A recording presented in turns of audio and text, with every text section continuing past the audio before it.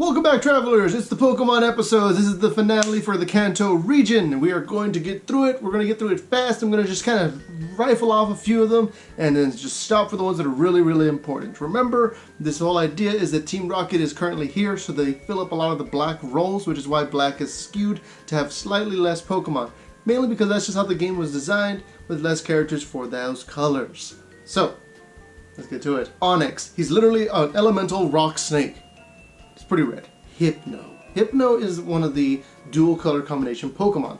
He is black-blue, mainly because I couldn't decide if he was black or he was blue. He kind of just fits both really, really well. He's one of the creepiest Pokemon that was released in the first generation, I'd say, since he literally he puts you to sleep and then he siphons off your soul through your dreams. So I mean, that sounds pretty blue-black. That sounds like a psychic vampire kind of thing. Kingler, he's a crab. Cool, we got it. It's blue. Electrode, he's red. He's electric based. He's the fastest Pokemon in the first generation.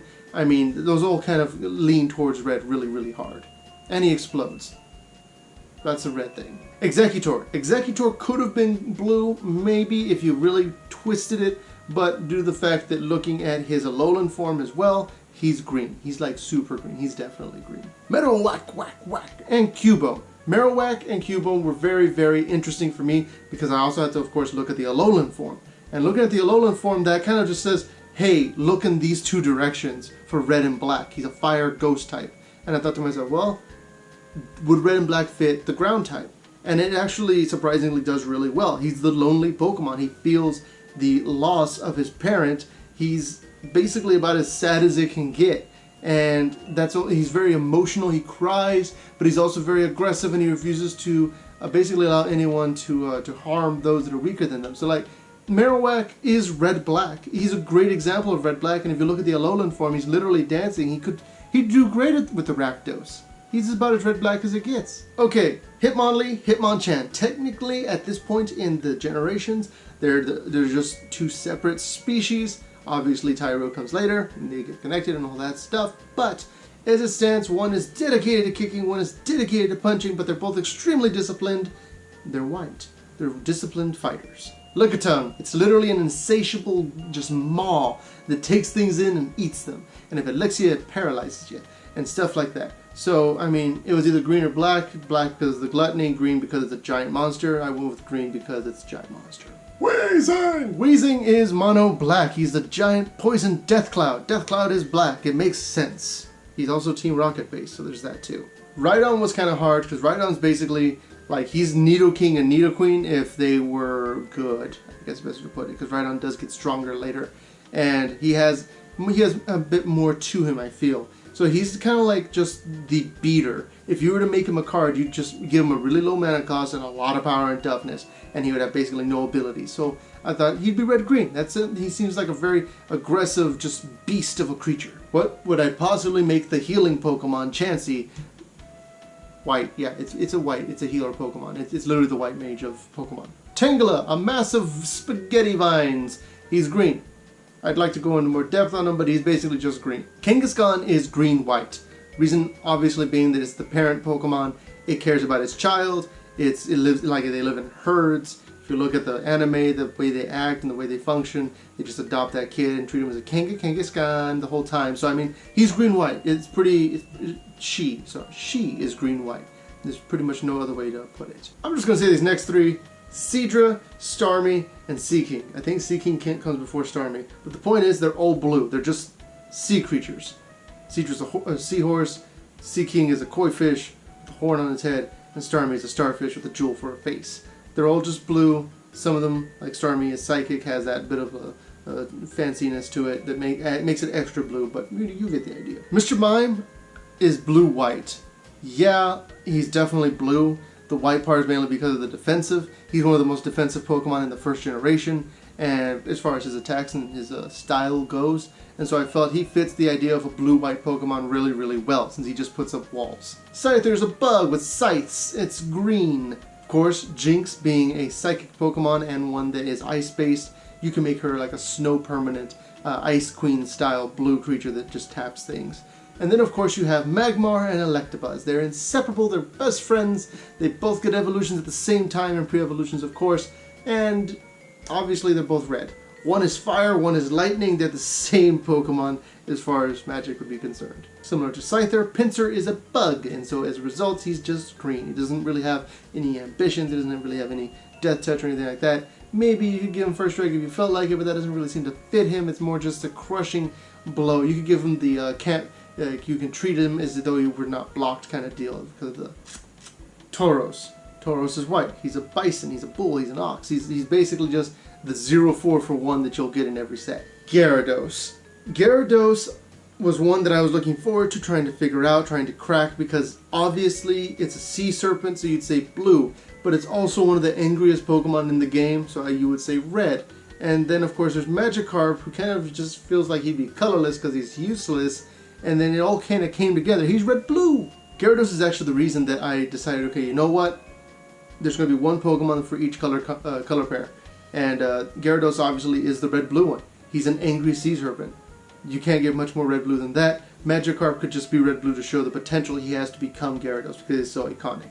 Lapras, obviously, it's just like a fairy Pokemon. It's not a fairy, but like it ferries people across. It's blue, it's water. Ditto fits the common theme of clones, of phantasmal images, of all the different copy creatures, Phyrexian, Metamorph. These are all things that come into play. They take the form of something else, and Ditto actually has the ability Imposter, which makes it so when it comes in, it just copies. Super simple, super easy, super obvious to me. Ditto is blue. So now we get to the Eevee line. Eevee as a Pokemon itself, I would consider to be probably colorless, due to the fact that it can be anything. Alternatively, you make it 5 colors and make it to where it can tutor for one of the other species. But you got Vaporeon, Jolteon, and Flareon. Jolteon and Flareon obviously are red because they're fire and lightning, while Vaporeon is blue because of water. A lot of the Pokemon in this particular generation, you'll notice that there's a red-blue split as far as elemental types, which is what boosts them so much, while the more basic Pokemon, they wind up in green. Porygon. I had some trouble with Porygon, because Porygon doesn't really fit any of the colors. First off, he's not technically like a real Pokemon. He's a Pokemon that was designed, he was manufactured, and he doesn't really do anything in the modern real world because he's just all about electronics. He's about doing things in cyberspace. And so I thought to myself, okay, well, I could make him red because he's electrically based, he works in computers and stuff. I can make him blue because he's supposed to be able to mess with stuff like that. You could even make him white because he's like a very structured Pokemon. He's very like geometric in design. You could definitely not make him green, and you might be able to make him black if you consider the fact that he was part of the Silph-Co, and Silph-Co got invaded by Rocket and all that other stuff. But when it comes down to it, he's colorless. There had to be one. There had to be one colorless Pokemon in here. And I wouldn't make him an artifact or a snow or anything like that. He would just be colorless. He'd be able to go into any Pokemon deck, any Pokemon strategy. Obviously, for future generations, they would also be colorless. You could even maybe make the last one like a 5-colored thing. But the whole thing is that Porygon couldn't go anywhere. He's got conversion. And the whole idea behind that was just really interesting to me, in that he does not fit into the scheme of Pokemon, the Pokemon world, because he himself does not actually really belong here. Kind of like an Eldrazi. He's even got the right colors for it. Omastar and Kabutops both are black because they're basically resurrected creatures. Yeah, you could make that white, you can make it blue because they're water-based, but I thought to myself, you know what? The main reason that we have all those fossils and stuff, and the whole like a lot of the fossil-based things were because of Team Rocket. A lot of the scientific advancements were because of Team Rocket and their funding and their assistance. So I figured, you know what? Why not make these two basically zombie Pokemon into black, which I think fits them pretty well in like the grander scheme of things. One's a Cthulhu-based thing, the other one's got actual scythes for hands.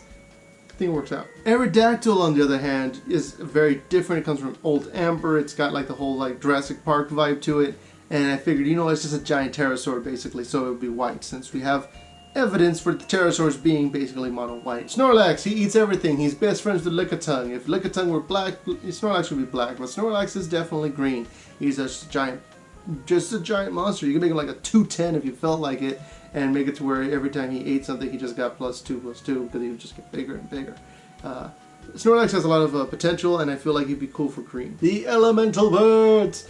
Obviously, very much like the the EV line, you have the ice one, which would be blue, the lightning and the fire one would both be red. They're really simple. Yeah, they're like, whoa, you make them legendary, obviously, legendary creature type, and it would make it to where they felt more special, more specific, if you felt like it. The last of the non-legendary Pokemon is Dragonite, of course, and Dragonite would be red. Yeah, I went through a lot of ideas, I went through a lot to try and figure out what exactly would Dragonite be, because Dragonite has so much to him. But I decided, okay, you know what, he's a dragon. Dragons are red. That's the base color for dragons is red. Maybe if it was a particularly nasty dragon, like maybe with 3 heads and one of the heads ate the other one or something like that, maybe that would be black, but this guy is definitely just a red dragon. Mewtwo and Mew. I'm going to talk about them both at the same time because obviously Mewtwo comes before Mew, but Mew came before Mewtwo. So Mewtwo is black. Now I'm not saying he's evil, obviously not, because Mewtwo, especially in basically everything he's come out in, he has been just misunderstood.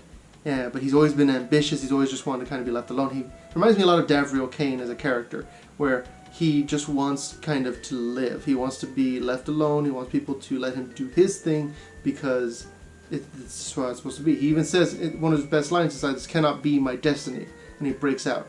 Like he does not believe that they know what's in store for him. They don't have their best interest in mind for him. So that's why he's black. Mew, of course, being the progenitor of all the Pokemon, as far as the myths go, is green. It fits them, it makes sense. Black and green are also diametrically opposed to each other, but they both fit into the circle of life kind of deal, so I feel like it's really cool to have them like that. So that's all the Pokemon from the first generation. My closing statements are basically just going to be about 4 trainers. 4 different characters that kind of fit, that would be great as like, not necessarily planeswalkers, but filling the planeswalker role.